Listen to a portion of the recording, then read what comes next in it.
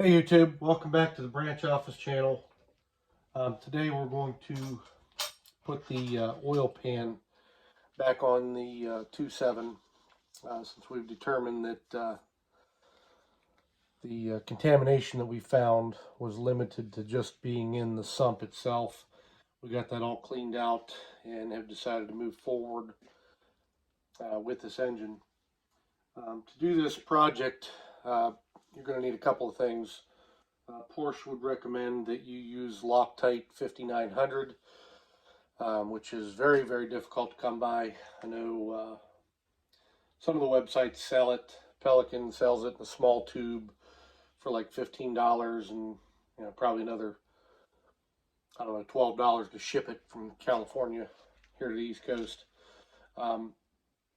And it's 7 to 10 days. It comes U.S. Postal Service and shows up when it wants to.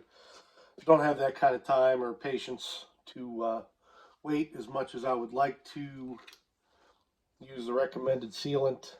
It's just not in the cards on this engine. Now, if we were building some high-end, high-tech engine, which this clearly is not, maybe I would wait it out and get the proper stuff. But nonetheless, this is what we have. We'll be using Permatex Ultra Black. Best I could tell from checking out a few different sites, this is the closest thing that Permatex made. I did see some places where it said Permatex Great Stuff was similar. I don't know. I've used this before. I'm not opposed to using it. I prefer to use the gray on oil pans, aluminum oil pans, and other vehicles that I've done. But sticking with this being closest to what Porsche recommends, what I'm going to use this time. Get yourself one of these keys if you can. It makes it a lot easier. Just slides on the bottom of the tube and allows you to turn it as you go rather than squeeze it, which makes for a little neater bead. When I do these, I like to put the gasket material on the block in this case, as opposed to the pan. Just makes for a little steadier installation. This has the oil baffle on the pan that's going to kind of allow it to go in fairly straight. And I'll probably just be fast forwarding through the application of the Permatex because it's just not all that interesting. But anyway.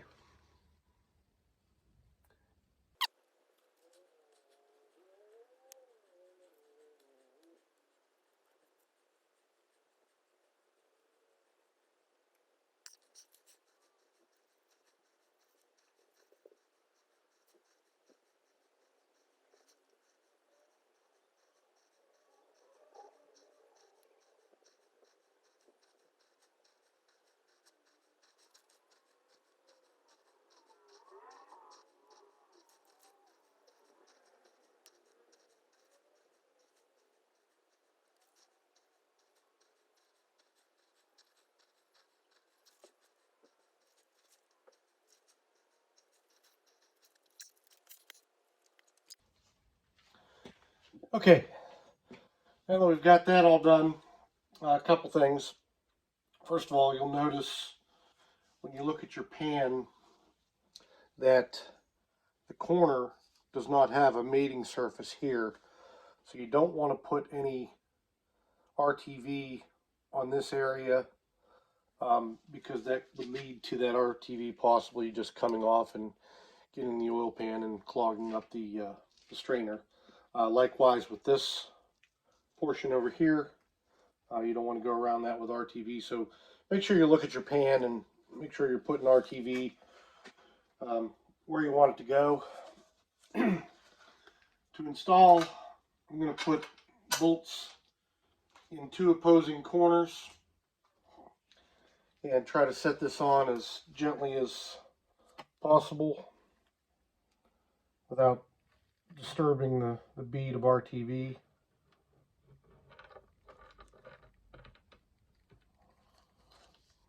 Like so. And you just want to Start those by hand.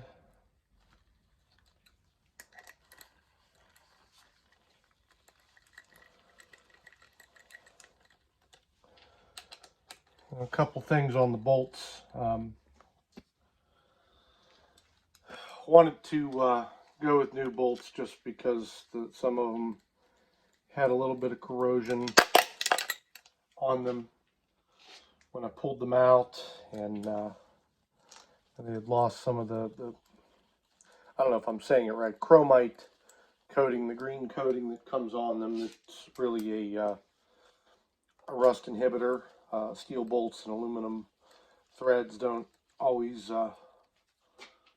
play well together, as you can see in my last video where I was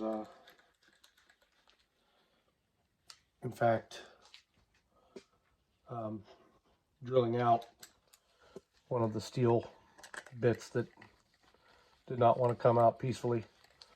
So tried to order some from Porsche. Gave them the part number from the online catalog that everybody suggests that you use, and not leave things up to chance, and not leave things up to the guy behind the counter who doesn't have a vested interest in making sure you necessarily get your right parts the first time. In my particular case, the dealership is about an hour and 20-minute drive away one way. That's a solid afternoon just to pick up the bolts, but I was willing to do it. So I got the part number from the online catalog, called up the dealership, gave them the part number. They ordered the part number in, and through no fault of their own, the bolts came in, and they were this, which certainly is not the right length. Had them double check. Turns out that is the part number they're showing.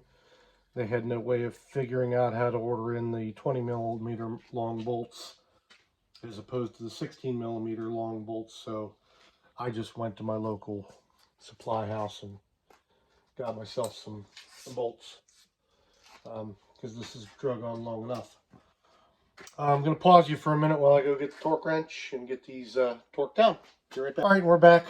For the torque on these, you're going to want to go with 7.5 foot-pounds, approximately 96 inch-pounds. I'm just going to tighten these down in a crisscross pattern. I'm sure there's a way that Porsche would like you to do it. There's 13 bolts.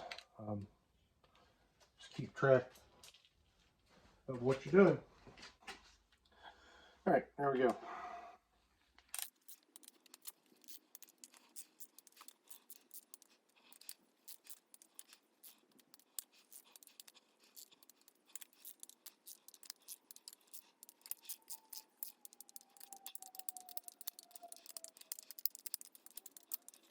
All right, that's pretty much it. I'm going to let this sit for a little bit before I turn it over, as there might be some oil left in the crankcase, and I wanted to have a chance to cure. Might be some criticism over how little sealant I used, but you really don't want to overuse that. I see guys spreading, 1/4-inch bead on there and then smearing it out with their thumb. And if you look with how very little I used, I still have what I would consider to be a lot that has squeezed out from the flange all the way around here. Hopefully I'm not making you too dizzy. But clearly the amount of Permatex used was plenty. And that's just something an old timer once taught me. I've kind of always stuck to it. Back in the mount here. And it's really never steered me wrong. I've never had one leak because I've used too little. That's about the least amount you want to use, what I did there. But you certainly don't want to use much more than that, because it just creates a potential for clogging up the pickup.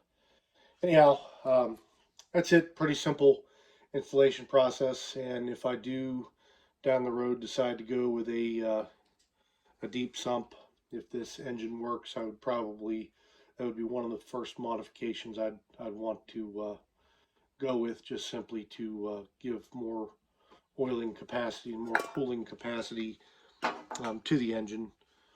But for now, because we're unsure of exactly what we have here, we're just going to stick with the basics. And next video, I'll probably be pulling these catalytic converters off and either doing a demo on welding them and welding the crack here and the broken whatever that is on the other side, getting that welded up, or if everything comes apart nicely, we may just put a set of manifolds from a 99 on it. I do not like the eBay headers, even though they're cheap. They do tend to come pretty close to making your exhaust bang around on things. I have a set on my silver one that you see sometimes in the videos, and I do not like them at all. They were on there from the previous owner, and I would really like to switch back or go with something a little bit more, a little better quality. But for now, this is pretty much going to wrap up the engine. The only thing I have left to do is take out the timing chain holding tools that I made and pop in a couple of the green oil plugs that go in the ends of those, and then we're going to be mating it up to the transmission, and hopefully in the next couple weeks get it going into the car itself. So if you want to see those videos, please go down and subscribe. If you want notified when I do post a new video, ring the bell down there and they'll notify you when I do post one. I try to get one out per week. Sometimes I go 2 weeks because I've got some other things going on. But oh yeah, one other thing I failed to mention. You may notice when I was putting the Permatex around there, at the case halves I put just a little bit extra. This Permatex is allegedly good for a 1mm build, and certainly we don't have that kind of deflection between the two case halves, but we have a little bit more imperfection in the surface there, so I just put a little extra to kind of help make up for any of that imperfection. That's about it. So please like and subscribe, hit the bell if you want notified when I do my next video, and thanks for watching.